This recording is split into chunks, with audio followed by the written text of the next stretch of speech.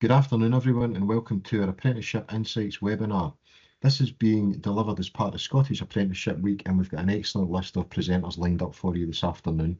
I'm delighted to be joined by Denis Donoghue, who is an Evaluation and Research Executive at Skills Development Scotland. And I'm also delighted to be joined by Hannah Jennings, who is a former Modern Apprentice and now employee at GE Aerospace. In addition, we're joined by Aidan McIntyre, who is the Apprentice Coordinator at GE Aerospace, and Gillies, who is a Work-Based Learning Engineering Assessor at Ayrshire College. The purpose of the webinar today is to try and sort of better equip people who've got a role in supporting young people with insight and information to continue to strengthen your service offer. And we'll also hear the views from Hannah, Caroline and Aidan, who are directly involved in apprenticeship programmes. So we'll kick off first of all. Denis is going to take us through some insight from our apprentice voice survey work, and then there'll be an opportunity for some questions after that to Denis, and then we'll go into a panel discussion with Hannah, Caroline and Aidan, and again there'll be an opportunity for some questions thereafter. So feel free to use the chat as we go. Please stick in comments and questions. Laura and I will keep an eye on that, and we'll try and pick up the questions as we go throughout the webinar. So without further ado, I'll hand over to Denis. Thank you. Thanks very much, Michael. My name's Denis Donoghue, and I work in the Evaluation Research Team at Skills Development Scotland. And as Michael said, I'm going to share some of the insights that our team has gathered through 2024, looking at young people's careers, desires, and how they transition into modern apprenticeships, and some of the influences that kind of are behind that. I'll also look at what are the motivators for young people choosing modern apprenticeships, briefly outline some of the experiences that young people report back through Apprentice Voice, and some of the impacts that it has on their longer term careers.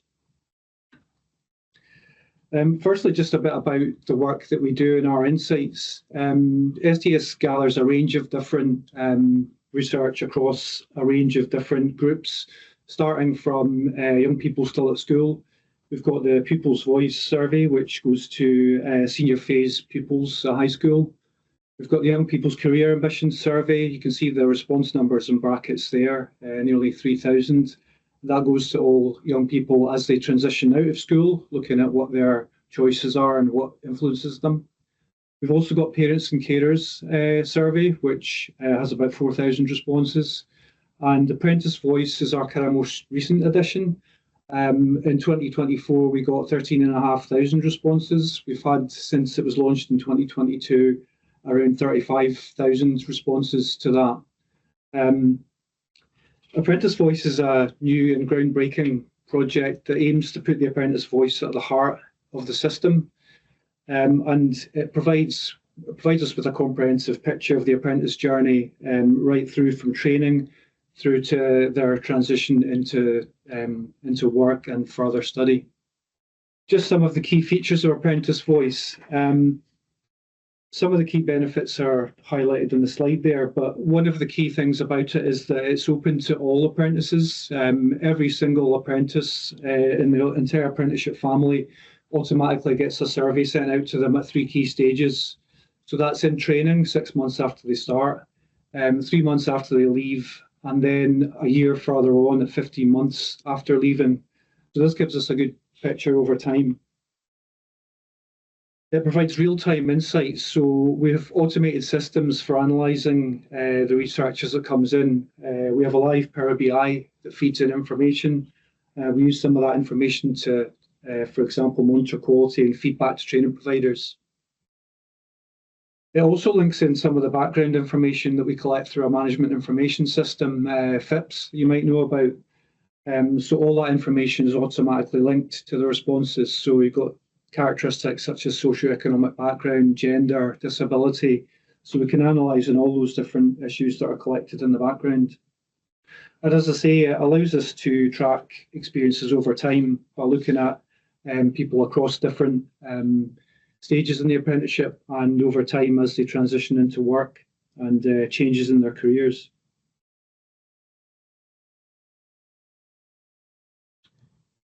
So I'm just going to start with looking at some of the information from the Pupils' Voice survey. Let's say this goes to all senior phase pupils and looks at what influences their career decisions. As you can see from this slide, parents and carers are obviously the most important influencer on people's career decisions. Overall, 8 out of 10 young people say parents and carers influence their career choices. But if we look at the people in the red categories there, the most disadvantaged, you'll see there that teachers and careers advisors take on a much more significant role and are much more important for those groups. And if we look at what the Parents and Carers survey tells us, it shows that awareness of apprenticeships among parents and carers has been going up steadily over time.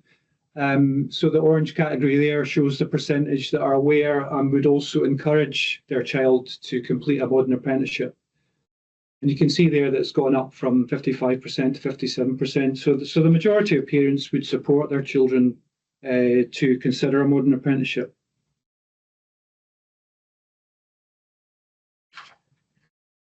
Moving on to some of the findings from our Apprentice Voice survey, and this is looking at responses over time over the last 3 years since Apprentice Voice was implemented first in 2022 and to the most recent findings from 2024.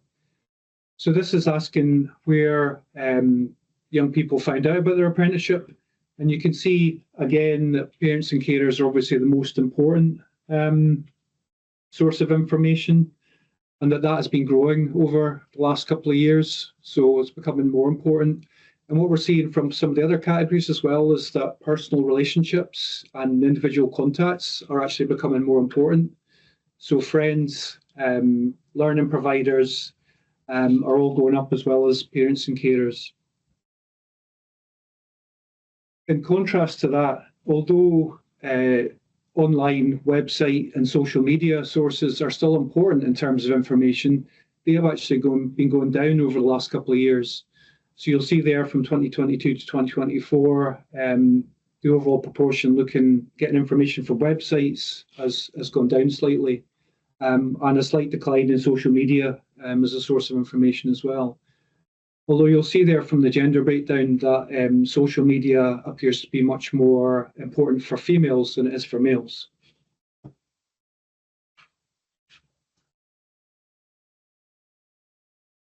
Again, just looking at that information broken down by the most deprived and least deprived communities using the Scottish Index of Multiple Deprivation. Again, you'll see the big contrast there in the proportions identifying parents and carers as the main information source.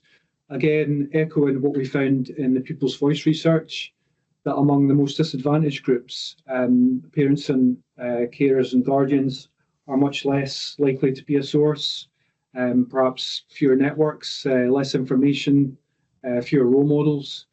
But if you look further along, that careers advisors, college and learning providers and school teachers are much more important. So the roles of professionals are much more important for those from more disadvantaged groups.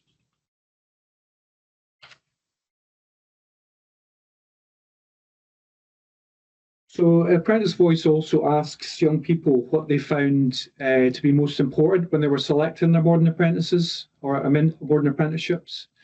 You'll see there that it's pretty consistent information over the last couple of years coming through, that learning important new skills and earning while learning are the two most important motivations, followed by the qualification level of apprenticeships. There has been a steady increase in the proportion saying learning new skills, and a slight drop, if you see at the right-hand side of the chart there, in people using MEs to certify existing skills. So learning new skills is becoming more important as a motivation. Again, slight differences if we look at it broken down by gender. Learning important skills and earning while learning, slightly more important for females, but you'll see there in terms of the fourth set of blocks going along, among males, career advancement or advancement within the company is much more important. And the next one along shows for females, building confidence is a key motivator, much more so than among males.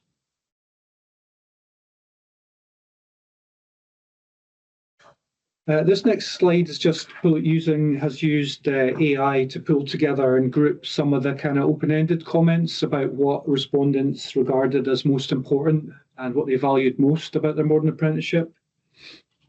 You'll see there learning new skills is a fundamental one, and earning while learning is there as well. But there's some really useful messages coming through in these comments from young people about their experiences. People saying about how good it is as a means of transitioning from school to the world of work. People having a way of getting the support and encouragement that they need while they're continuing their learning.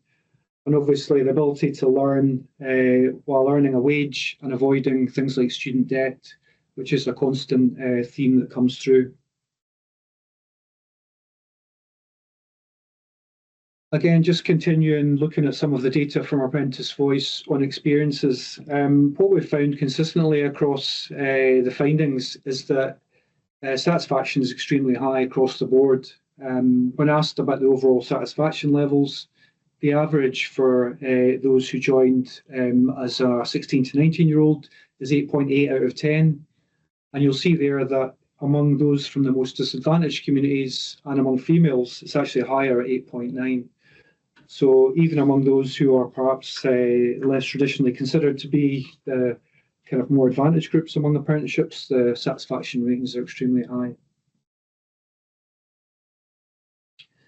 Just going on to look at some of the outcomes. And again, this comes from the Leavers survey from Apprentice Voice, which is gathered 3 months after people leave their apprenticeship. What that found out was that 96% of those responding were still in either employment, further education or training 3 months after they've completed. There is a slight difference in terms of gender, obviously. Females are more likely than males to be working part-time and also slightly more likely to go on to further study or training, whereas males are more likely to be working full-time or become self-employed, which kind of mirrors the wider labour market. Other issues regarding outcomes, one of the key things for employers engaging in modern apprenticeships is retention of young people in their jobs. And we can see there that overall, 8 out of 10 people were still working for the same employer that they started their modern apprenticeship with 3 months after completion. The rates are slightly lower among those from the most deprived communities and among females, but still very high and very positive. And similarly, in terms of those working in the same sector that they started or they took the modern apprenticeship in, more than 9 out of 10 stay in the same sector. And again, these rates are higher among those from the most deprived communities and among females, 93% are still working in the same sector. So that was just really a very brief run through of some of the findings. Obviously, there'll be more being published in the coming months. Just a summary of the key messages coming through. So we've gathered the views of more than 35,000 responses across the 3 stages of Apprentice Voice over the last 3 years about their experiences. And really, this has given us an unprecedented insight into the apprentice journey in Scotland. Obviously, people in relationships, the role of careers advisors, very important in terms of how people find out about apprenticeships. Parents and carers are still important, but among the most disadvantaged, in particular, professionals, learning providers, teachers and careers advisors have a really key role. Although online sources are important, they're becoming generally less important. Perhaps there's just too much information out there. Learning new skills and earning while learning are the kind of key motivating factors. Although among males, career advancement is a key driver and confidence building is key among females. Satisfaction rates are extremely high and particularly so among females and among those from deprived communities. And after leaving, the vast majority go into positive destinations. Most continue with their same employer, and the vast majority are working in the same sector that did the modern apprenticeship in. So that's just a very quick run through of some of the key findings from our apprenticeship research. and quite happy to open up to any questions that anyone has about this information, and there will be further opportunities for the panel for wider discussion. Thank you very much. Thanks very much, Denis. That's a fantastic insight and really strong positive messages across a range of different metrics and measures there, which is hugely encouraging. And it's not from an insignificant number of people, over 35,000 responses is fantastic insight. Just to pick up a couple of points in the chat then, and I've maybe got a couple of questions myself, Denis. So there was a question around what data is available. Laura's stuck a link into the chat. So we do publish some high level information on our website. We just published that last week to coincide with Scottish Apprenticeship Week. So there's some 2023 information there, and then the recently published 2024 data. And Denis, I suppose one of the questions are, what sort of further outputs will you be producing in the future? That was Clara's question there.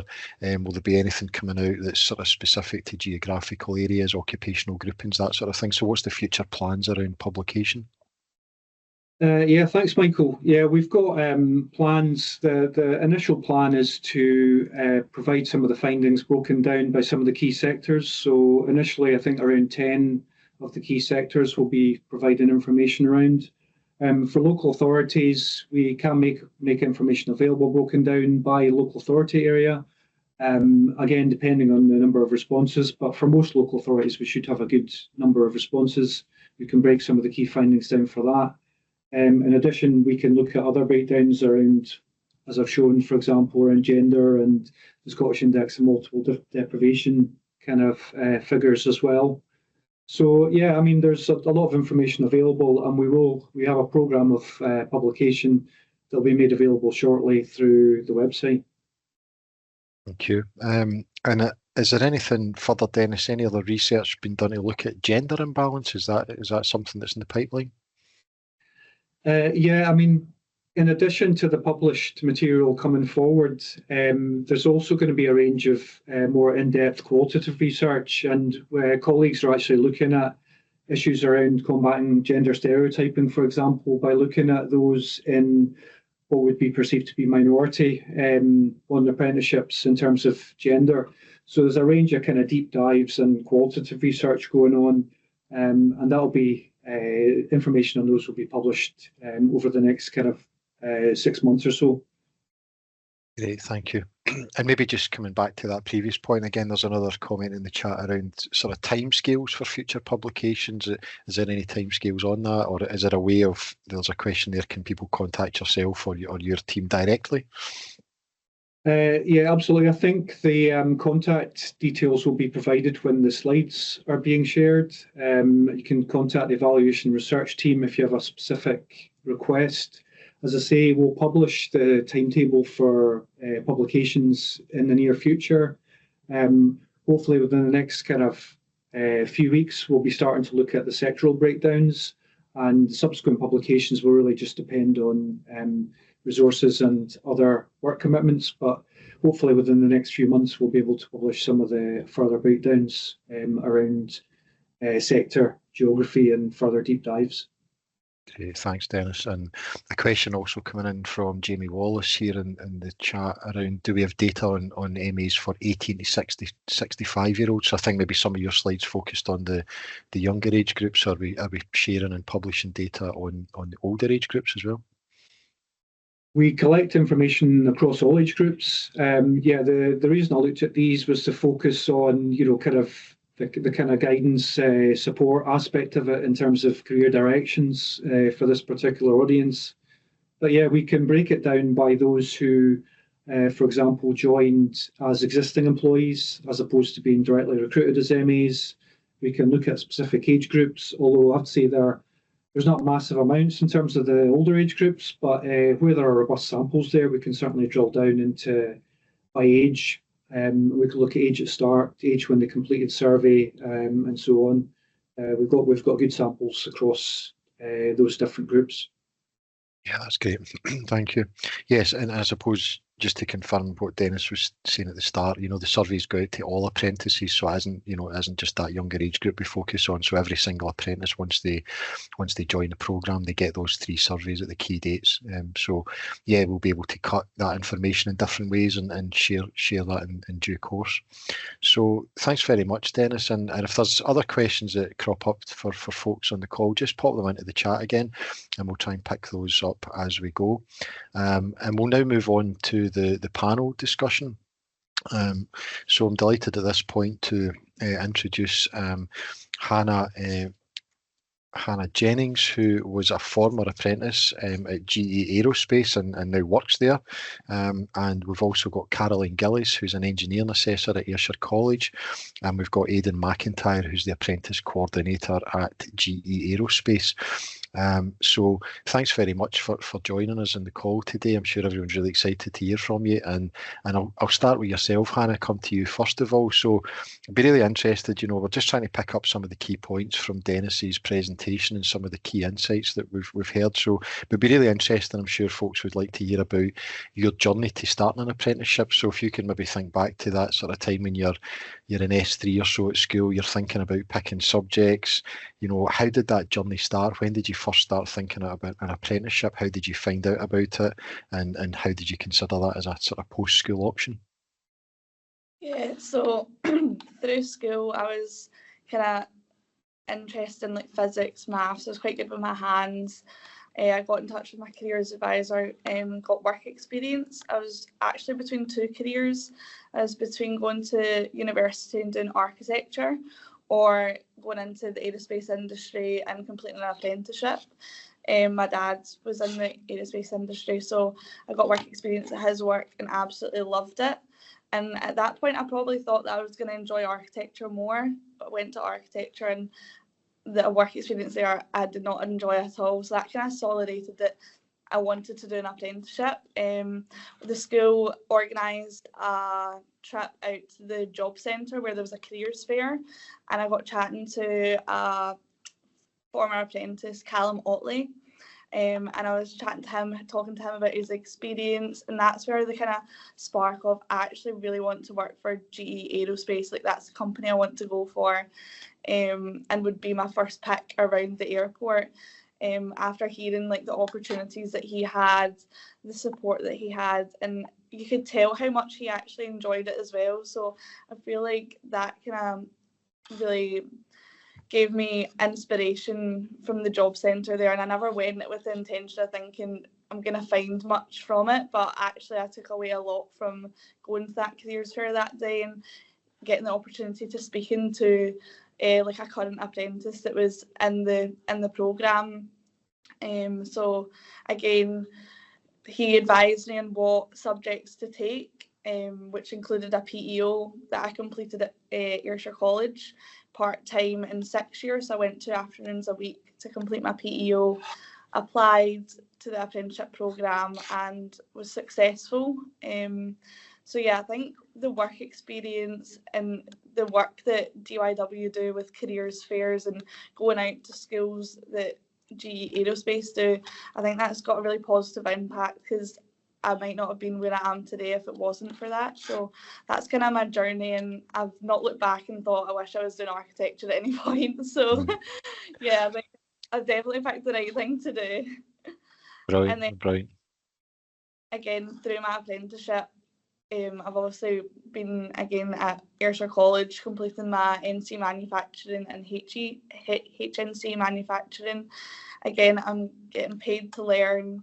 A lot of my friends went to uni and obviously weren't getting that experience. So I think an apprenticeship, I would suggest an apprenticeship to anyone. I couldn't recommend it enough.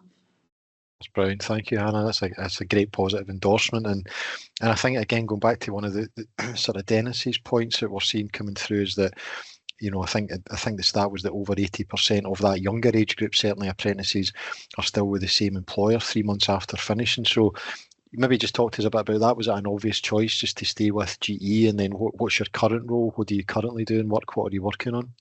Yeah, so I officially got my papers so I completed my apprenticeship in August last year, and was successful in gaining a role in engine build as a mechanic. that's where I wanted to go. I was knocking on Aidan's door all the time, like, I want to go to engine build, like that's where I wanted. So I was so happy that I got where I wanted, and I also got placed with one of the other apprentices, and we're on the same crew, so we're loving life together. But yeah, no, I'm really happy to be with the same company, and the opportunities that I got given throughout my apprenticeship, they've kind of continued to build from taking a full-time permanent role in the company. It just, there was no other option for me. Like, I was never gonna leave. You couldn't get rid of me. So yeah, I was really, really happy to be employed permanently and get a full-time job with the company. So yeah. That's fantastic. Thank you. Thanks for sharing that. Caroline, I'll maybe just come to you. And again, from the survey, one of the things we see is that, over 90% of apprentices rate very highly the support they get from assessors and the learning providers. You maybe talk to us a little bit around that sort of support journey you offer to apprentices. Well, as Ayrshire College, we obviously provide a high level of support from day one for the modern apprentices, and it's a team effort at the end of the day. You've got your academic lecturers that see the apprentices when they go to do PEO, NC and HNC. Also, core skills and meta skills are involved in that as well. And us as work-based assessors, we're privileged to go out to the companies and see the candidates on a regular basis, building that partnership, see what levels of support we can offer, where the support is required. I mean, you're not going to put full-on support from day one, but equally well as you journey with the apprentices, you can pick up that they may need support at certain times of their apprenticeship. And at the end of the day, it's about working together and preparing the apprentice to be part of the workforce and competent at what they're doing. And if we can contribute to that, working with the employers to support them in whatever way they need, then that's a positive outcome for us. Yeah, absolutely. And maybe to pick up a point again, we touched on it earlier in Denis's work there around, gender imbalance is an obvious sort of discussion point there, and we do see females performing very well in apprenticeships and then highly satisfied with the experience, and as Hannah's just testified to there. So and obviously from, I guess, Hannah's experience as a female entering a male-dominated industry, maybe talk to us a wee bit, Caroline, around that sort of support that's on offer there. Well, I'm encouraged to see the amount of support that is there from when I was an apprentice myself. I mean, employers are actively recruiting females, especially in the STEM subjects.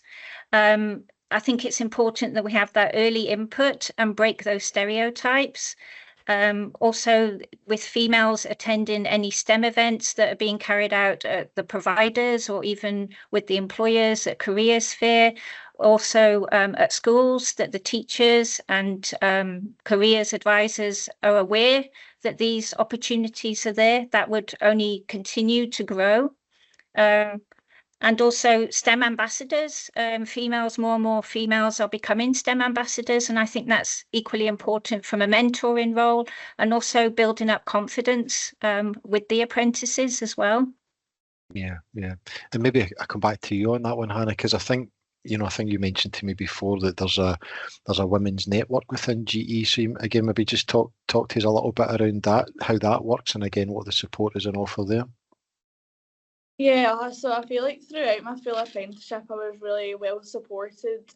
Even though there wasn't that many girls, like, we're definitely seeing a lot more girls coming through, which is really good to see.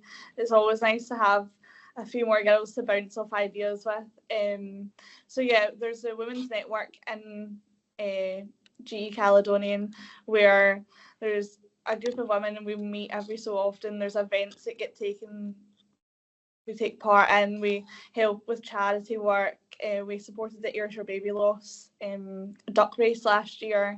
So it's good to have that kind of support network going through your journey because you are in the minority. However, I do feel like the company does really well support you. And again, Caroline and Aidan having that support system there when you are an apprentice. And even though I'm not an apprentice anymore, Aidan's still always there for me. So yeah, it's really good to have built that kind of connections through my apprenticeship where even though I'm in the minority, I do feel like very well supported through the business. So it's really good to see.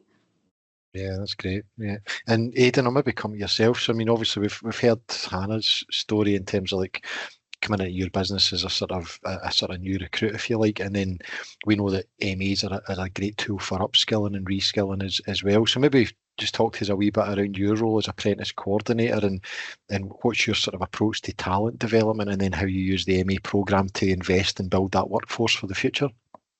Yep. So having been a modern apprentice myself, I know firsthand the value of work-based learning, and then progressing from my MA, I'm now doing a GA. So within that, 11 years that I've been employed at GE, I've had loads of opportunities to develop through the apprenticeship ecosystem. But regarding the history of apprenticeships at this site, we've been established in Prestwick since 1980, and our first ever apprentice was hired in 1980. So over the last 45 years, we've cultivated a skilled workforce through an MA programme, tailoring and developing the learning and training plans to suit the dynamic and ever-changing demands of aerospace and our global customers. So we certainly use, MAs well, and we have done for a long period of time to create, a broad set of skills that the business needs. Yeah, that's great. And can you maybe talk to us a wee bit, or just expand on like that sort of relationship you have with Caroline, or maybe particularly Ayrshire College there as your provider? How does that work in terms of the dynamics between you two? What role does the provider play in supporting you there, and how do they help recruitment and so on? Both parties are crucial to the success of the other one. It's that kind of relationship. The college helps us by having courses and qualifications that prepare young people for industry. Hannah mentioned the performing engineering operations. That's crucial to our business because we hire apprentices as second-year apprentices and put them through a 3-year apprenticeship versus the traditional 4 years. So we hire directly from Ayrshire College PO classes as well as foundation apprenticeships. And, the relationship was formed way before I assumed this role 6 years ago. However, I've worked with Caroline and Caroline's peers to maintain that relationship, improve that relationship, ultimately for the benefit of the talent coming through and the current apprentices that we have. And, I could sing Caroline's praises all night because she's absolutely fantastic, and the work that she does and the level of engagement and how proactive she is makes our job here as an employer much easier. And again, that long-standing relationship with Caroline means that she has an understanding of the business way beyond the expectation of an assessor, so that she's able to assess with complete accuracy and challenge the apprentices if she maybe doesn't disagree, if she disagrees with certain aspects of their evidence. So I can rest easy knowing that Caroline's, incredible at what she does. That's great, Brian. That's good to hear. Thank you. And Caroline, I mean, maybe bring you back in. There's, Denis was talking earlier on around. We see the importance of like careers advisors and that professional, influence on young people. So, and maybe you talk to us a wee bit around what sort of partnership, what do you do with schools, even looking at a foundation apprenticeship programme? Are you seeing that as a strong pipeline coming through as well? How does all of that work for yourselves? Yeah, absolutely. As I touched on earlier in the conversation, that it's important to get that input in really quickly and early on. It's never too early to start thinking about what you want to do as a career as well. And the college has got a really strong partnership, obviously, with schools around Ayrshire, with the foundation apprentices coming on site. They get familiar with the college. They know exactly how we run, what's on offer with regards to the courses and the support levels that we can offer. So it is important to, be prepared for that and ready for that. And it's growing year on, year out as well. So excellent. Yeah. And if you don't mind, can I just come back in, sorry, just to talk a bit more about the relationship and how the organisations benefit and support each other. So GE Aerospace at the end of last year donated $50,000 to Ayrshire College to help put on additional courses that can help give people access to skills and opportunities within aerospace and engineering. Most courses that we're looking for are generally ran during the day. So if you're in a career that you're not happy in, you're probably going to, and you've got a mortgage and bills to pay, you're probably going to struggle to, quit your job and go to college full time during the day. So this investment helps the college put on courses at night time that people can go to work during the day, then go to college at night. you know, and keep up their lifestyle and keep on top of their bills and payments that are obviously super important to people, but whilst getting that opportunity that will give them access to apprenticeships and other opportunities of such. I've got an apprentice at the moment who's 41. You know, people think apprenticeships are for 16 to 20-year-olds. Couldn't be further from the truth. Apprenticeships are for everybody, regardless of what choices you've made in the past. And I just want to make that super clear to the audience that regardless of what stage of life you're at, apprenticeships are for you. Yeah, absolutely. Yeah, and it's great that you know that kind of effort to widen access and offer those evening classes and different routes in is fantastic as well. Yeah, Hannah, maybe just coming back to you. I mean, Aidan mentioned earlier about that journey from MA to GA. Was that something that was talked about throughout your apprenticeship around like future career plans, options, progression routes, etc.? Did you feel there's a kind of journey mapped out for you there as you sort of progress through employment? Yeah, I think that kind of opportunity is there for everyone on site. It's obviously something that is talked about.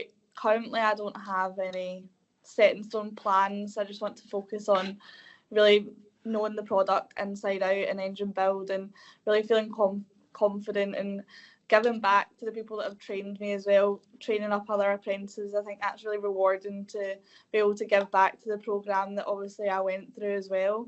But I wouldn't say, like, never say never to something in the future. I think the company will always support in what you where you want to go in your career, and there's always somebody that you can speak to if you're curious about getting involved in something new. And I think that's really good to see, is a lot of ex-apprentices have went on to do graduate apprenticeships. They've moved into engineering. Like, you're not stuck in the same position forever, like, and that's okay if you want to be a mechanic forever, but they also encourage you, like, if you want to take a step out of being a mechanic and go for another role, like, I feel like you are really well supported and like given opportunities to get involved in things that aren't maybe necessarily in your day-to-day role. So I think as well, like, job progression, I think that's why we see so many people stay in GE Aerospace for so long. We have people that are staying like 20, 30 plus years. Like, they obviously love the business and they're given the opportunities that they want in their career to progress. So I think that's a really good thing to see, that the company does support you well with that. Yeah, that's great. Yeah, and Aidan, like you've said already, you're obviously an example as well of somebody who's come through that apprenticeship route and then stayed with the company and progressed into other roles. It's great for young people, I think, to see that, that pipeline, that opportunity where their career can progress to in the future. Just to say, Hannah, you're getting a wee bit of love in the chat, which is good. Ashley's commented, I think you're a fantastic advocate for apprenticeships, Hannah, and you've spoken so well on your journey, and especially in front of nearly 100 people. So thank you and well done again. We do have a question as well from David. So Caroline had mentioned core skills and meta skills, which is a big thing for us now in apprenticeship delivery. Core skills is that kind of traditional stuff that we all did in schools over the last number of years. Meta skills is something that's came in maybe in the last kind of 6 or 7 years. And it's the idea there is those kind of innate human skills around curiosity, creativity, critical thinking, those sorts of things. So the question is, have you felt like those sorts of skills have been developed and your confidence boosted throughout your apprenticeship alongside the specialist technical knowledge that you're learning? So you're doing all that vocational engineering training, but do you feel those wider meta skills, human skills, are being developed as well? Yeah. Sorry, I'll give that to Hannah first and then I'll come back to you, Caroline. 100%. Throughout my apprenticeship, I would say I came in straight from school. Obviously, coming into a male-dominated workforce, I was very shy. Throughout my journey, though, going to college, I obviously got my basically maths and English, that was kind of developed. However, the opportunities I got throughout my apprenticeship, taking part in STEM events, I've been to Cheltenham for a week where I took part in their Cheltenham Science Festival. I've been part of women's network events in Wales. Like, the opportunities I've had to like kind of build my confidence and make those connections at other sites, be around people that aren't in my day-to-day team. However, we all come together to obviously provide for our customer base. So it's nice to make connections within the factory, and then also have been given opportunities to visit other factories too. So I think my skill set, like meta skill set, has obviously been developed through these opportunities. Aidan gave me the opportunity a couple of years ago to lead the Apprenticeship Challenge. It was the year below that we're taking part, but I kind of took lead, and we actually ended up winning, which was obviously really successful. Like, it was really good for the site. So again, like, those skills have kind of been developed, and I feel like my confidence every time like I've done something new, it's kind of just gave me that wee push that actually I can do this, and I'm doing okay like in my career kind of thing. I think it's easy to doubt yourself, but when you've got Aidan and Caroline next to you supporting you, I think like it does really help. So yeah, and I would definitely say all those skills have kind of came together. The program's so well rounded with the opportunities of going into even the office-based sections. So we obviously rotate around the full factory on the shop floor.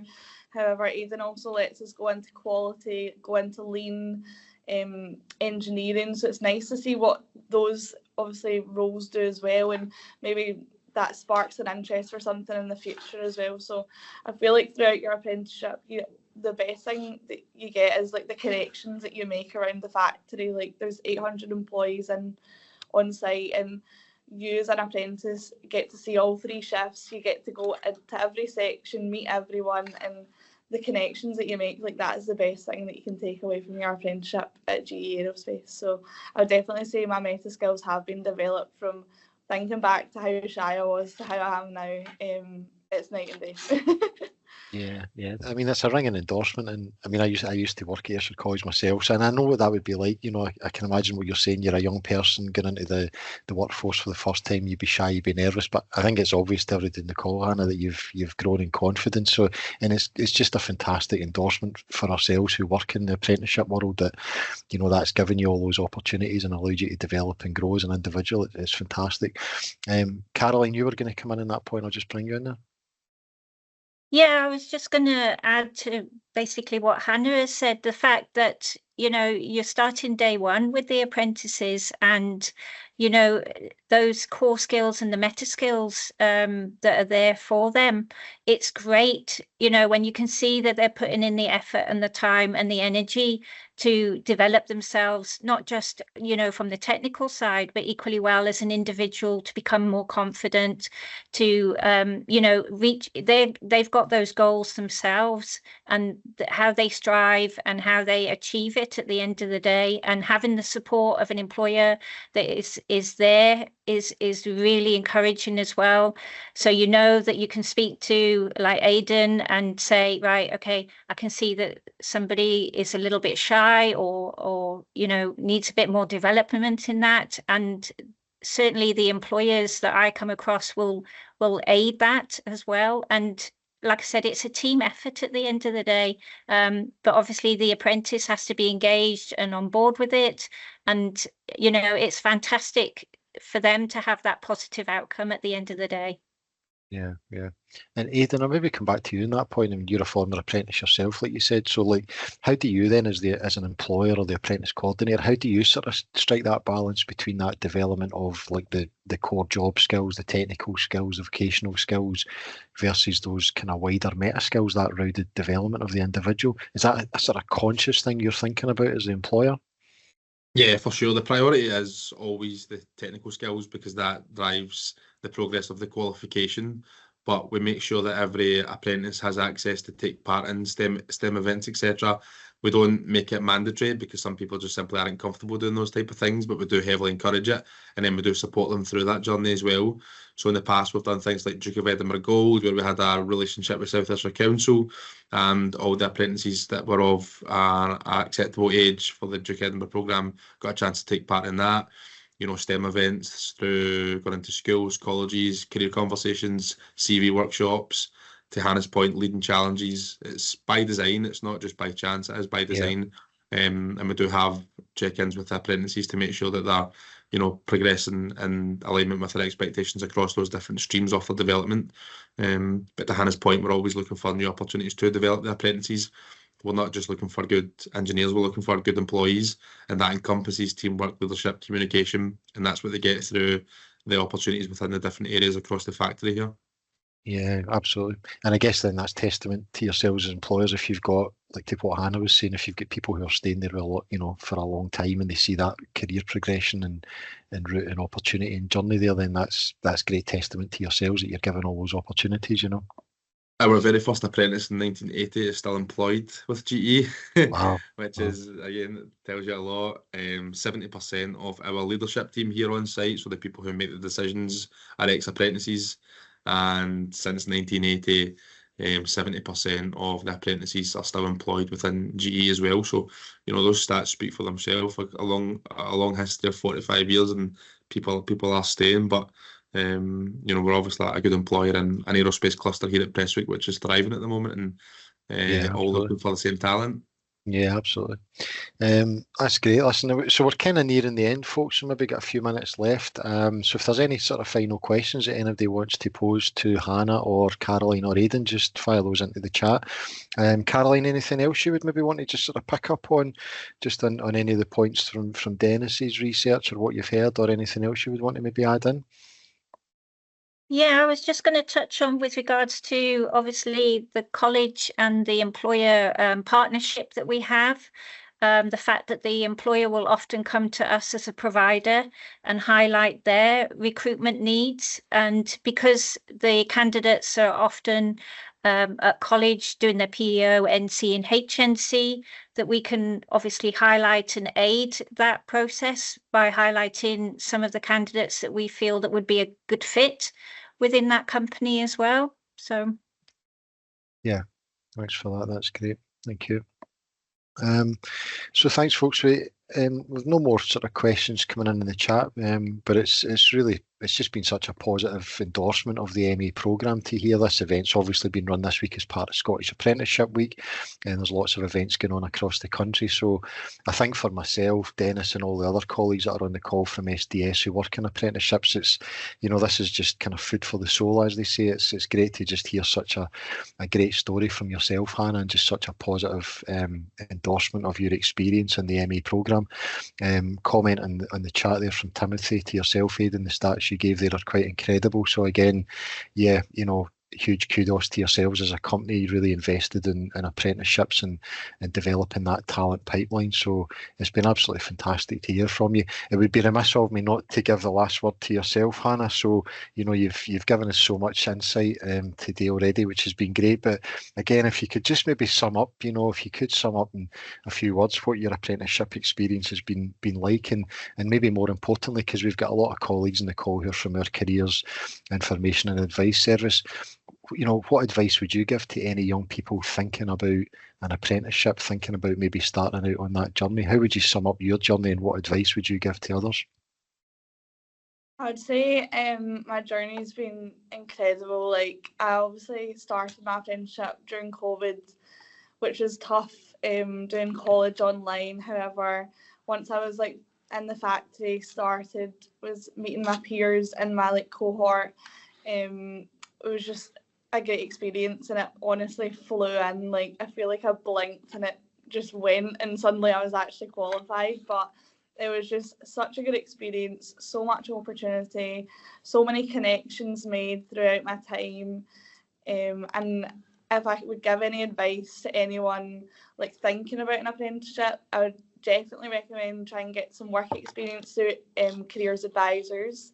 That really solidified what I wanted to do, so that when I came in for an interview or I came in for my presentation to get an apprenticeship, I kind of knew a lot more about the industry and more about apprenticeships, and definitely get speaking to us. We're constantly at careers fairs, going out to schools. I'm going to the DYW, your next move after this, actually.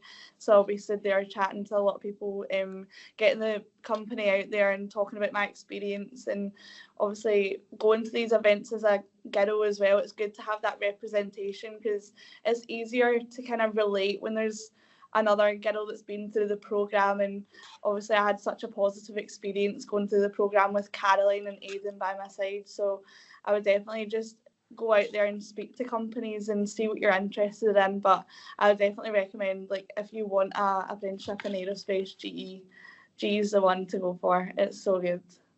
Brilliant. Thank you so much. So listen, that's great. Thanks everyone in yeah, it's definitely been food for the soul for all of us this afternoon. So yeah, listen, thanks. I think, we'll probably just be wrapping up now. So I would just like to say a big thanks to Denis for his presentation and insight earlier on. And then a huge thanks to Aidan, Caroline, and obviously Hannah. Just a reminder that a link to watch the session will be made available to everyone who registered as attendees. And then you can find out more around all our foundation, modern and graduate apprenticeships, including a live vacancy search at apprenticeships.scot. So Hannah, still lots of love coming in for you in the chat. You're an absolute star. Well done, Hannah. Very impressed. Thanks for sharing the journey. So inspirational. So you're a great ambassador for yourself, for the MA programme, and for GE Aerospace. So thank you so much for sharing your journey with us today. And thanks to Aidan and Caroline. So hope everyone enjoyed the webinar, and thanks very much for your attendance today. Thank you.